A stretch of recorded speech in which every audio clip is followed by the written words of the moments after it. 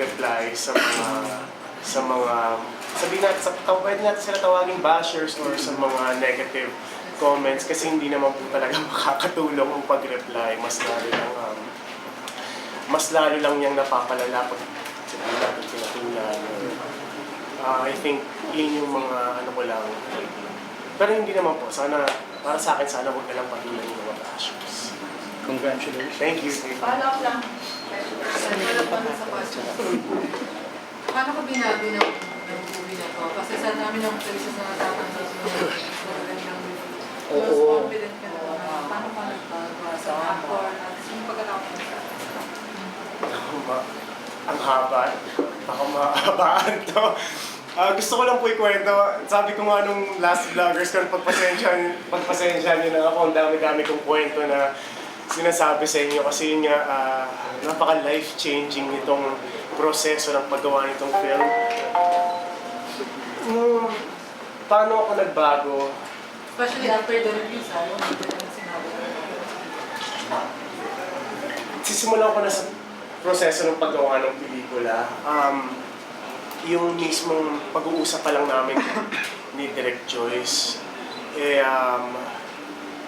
talagang hinila niya yung kumbaga kung nandito po yung aking self-worth or yung ego, sabi ni Direk Joyce, tanggalin mo lahat yan, sabi niya. Tapos tinanong din niya ako, sino ka ba? May napatunayan ka na ba? Marami siyang tinanong sa akin. Marami siyang tinanong na may napatunayan ka na ba sa mga tao? Ano bang gusto mong mangyari dito sa pelikula na to?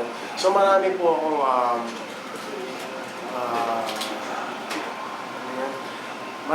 akong na-realize dito habang nag-uusap kami ni Direk Joyce. Kasi sinasabi niya na kailangan mag-focus ka sa bawat eksena. And hindi lang, more than the film is yung mismong pagkatao mo ayusin mo.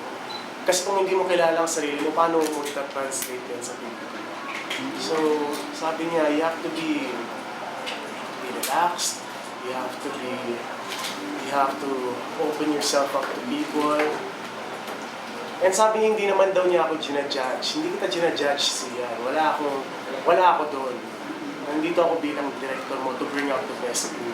So, yun pa lang yung chunk na yun, yung pag-uusap namin. Ang dami ko ng realizations sa sarili ko.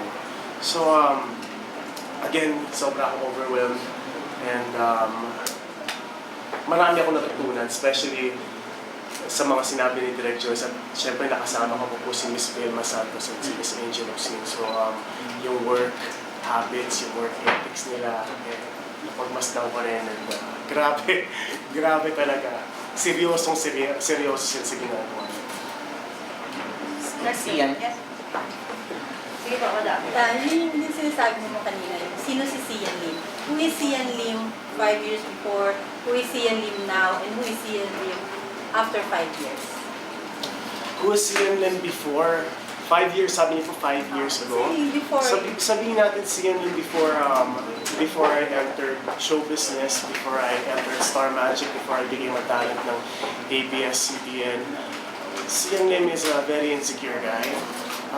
Hindi ko alam kung anong gagawin ko sa buhay ko. That's one of the reasons po bakit ako bumalik din galing Amerika. Kasi sinabi ko sa nanay ko, sabi ko, Mom, is there anything more to life? That's what I asked my mom. Sabi ko, hindi ko alam kung saan ako pupunta, Mom. Can you please help me? So, sabi ng nanay ko, yun yung ano ng buhay, yun yung challenge. Yan ang challenge ng buhay, sabi ng nanay ko, is to find what you want to do in life. And sabi niya, I will be there to support you along the way.